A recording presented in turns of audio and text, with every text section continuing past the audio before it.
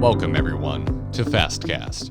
On this episode, we will discuss why you might want to partner with a research institution for your SBIR or STTR proposal, how you go about doing so, and hear from a research institution staff member on some tips and tricks to put you ahead of the game. Regular viewers of our videos and attendees for our workshops will know that the SBIR and STTR programs are great ways to build your business and take an innovative idea to the commercial market.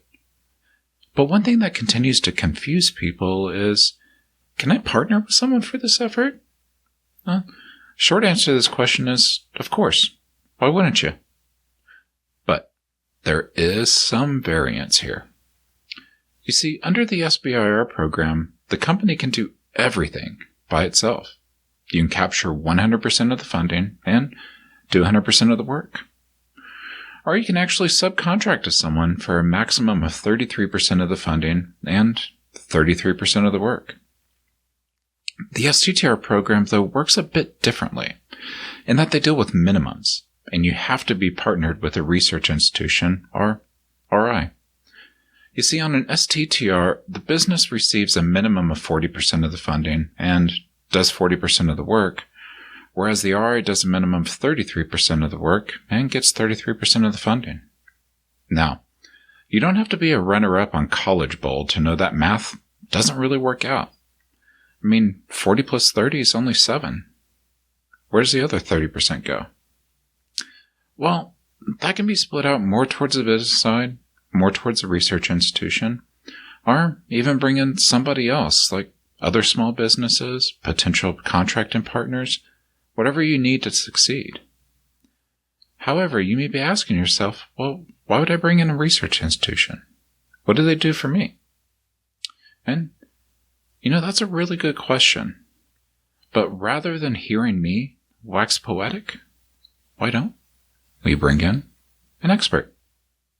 Thank you for joining us, everyone. Today, I'm pleased to introduce David Kiston, who is the Technology and Economic Development Manager for Sandia National Labs. David's going to talk to us today about what it means to partner with a research institution like one of the national labs and why a small business would want to do that. So, Dave, if you don't mind, I've got a couple of quick questions for you here. The first one is, why would a small business partner with your organization for an SBIR or for an STTR submission? Yeah, thanks for having us here today. We are huge fans of the SBIR, STTR program. We love partnering with small businesses. So typically, companies come to the labs for a really broad array of assistance. We work on multiple mission areas, including renewable energy, advanced manufacturing, national security. We are excited to work with new companies and can provide a lot of assistance as a subcontractor. So companies come to us essentially to help overcome technical hurdles that they have throughout the course of their SBIR, STTR awards. So with Sandia being a DOE-funded Federal Research and Development Center, does that mean that you only work on DOE, SBIR, or STTRs with companies?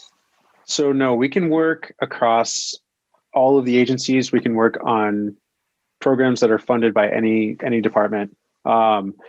The one thing to remember with FFRDCs, so like Sandia and Los Alamos National Lab, is that our main priority is national security. We apply science to help detect, repel, defeat, mitigate threats, and so all of the work that we do, basically is in service of that mission. Out of that, though, we can collaborate on a pretty broad array of areas. So, as long as it's consistent with the work that we are contracted to do by the federal government, we are okay to help across any of those agencies, and often do. Yeah. Sounds like there's some really great, reasons for a small business to partner with Sandia. So that kind of leads into the next question is, what's required for a small business to partner with Sandia? Yeah, so, the program is a really good opportunity to build long-term relationships with the labs. And I think it's important for companies to come in with that in mind, that sometimes it takes a while to get these relationships established. So what we recommend is that people reach out early and often. So pre-award to engage with us, we are happy to write letters of support and work you through our kind of formal contracting process. But recognize, it's a large bureaucratic institution. And so, it's not like working with another small business. There is a whole process that you have to go through to partner with us. But we are excited about the opportunity. And so, welcome any inquiries, any questions. Our goal is to really help people get access, but, it can take a little bit of doing to start that relationship. That said, we think that we've got some great capabilities, and we'll help you make some informed decisions as to whether or not you want to include us in your proposal. So, again, just reach out early. We'll connect you to the research side of the house, to the contracting side, and, help you think through that process. You probably already pointed to the answer to this question, but what's a key thing that most people overlook when they approach your organization, and how can our audience avoid making that same mistake? So, yeah, I think timing is important. So that's something that people overlook when working with the FFRDCs and working with the labs. I think the scope of the work that we do also is often overlooked. So, we have a couple programs in the state, New Mexico Small Business Assistance and Technology Readiness Gross Receipts. We work with companies in agriculture, in brewing, in manufacturing. We've worked with food processors. So we work with a really broad range of companies, and we can support a lot of different exciting technologies. So even though we are a national security lab, how we define national security is really broad, right? And includes climate security, climate change, a lot of deep focus on energy and renewables. And so, I think that's something that's often overlooked. It's not just national security. There's a really broad mission space at the labs. Well, and probably also includes other security areas too, like, cybersecurity, or you talked about brewing and food. So food security, food scarcity issues, would that be accurate? Yeah, absolutely. And we've been very lucky to partner with NMSU, through programs like New Mexico Small Business Assistance, and work with a ton of people in agriculture, right? And looking at issues from, basically water and water security, looking at energy transmission in rural areas. So there's a huge, I think there's a huge range of things that we can work on.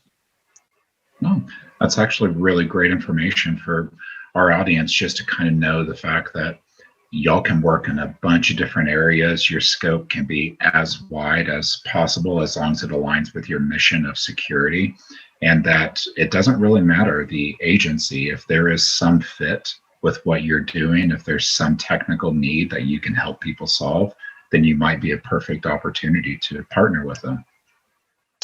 Absolutely. And again, we are here to help. We have obviously some unique constraints, but our tech transfer groups are here really to connect people to subject matter experts, programs, and basically all the information you need to come in and collaborate with us on an SBIR or STTR award. So that kind of leads me into the final question here. If you could leave the viewers with one last piece of sage advice, what would it be and why? Yeah, I think the most important thing for small businesses that want to work with us and want to work with the research community in general, is really just to develop relationships early, right? So become close friends with your partnerships org at these institutions. These are the folks that are going to connect you into the technical line and to the subject matter experts. So, feel free to reach out, like I said, early and often. Our job really is to help you be successful. And we love working with small business. So, we are always here as a resource. And yeah, I think that's the most important thing. Just reach out, this is often a new process for people going through the SBIR STTR program. And, we are happy to do whatever we can to reduce any friction in the subcontracting. I think you hit on something that's really important there, is that relationship building and that outreach. We, as you obviously know, we had an award recently to actually build a better ecosystem for that. Would you mind if I put your email address in the description for the video so that people can reach out to you? I would love that. That would be great. Well, David, thank you very much for, taking time out of your schedule to kind of talk with us, talk with our audience, talk about what it means to partner with Sandia, why people would be interested in doing it, and kind of how they, step forward through that process. And with that, audience, I'm going to return you to your regularly scheduled broadcast. Sorry. TV magic always gives me a crick in my neck. With that, though, we hope you know more now about the benefits of partnering with a research institution, how you go about it, and how to set yourself up for success. This is the NM Fast team signing off on another Fastcast. See y'all soon.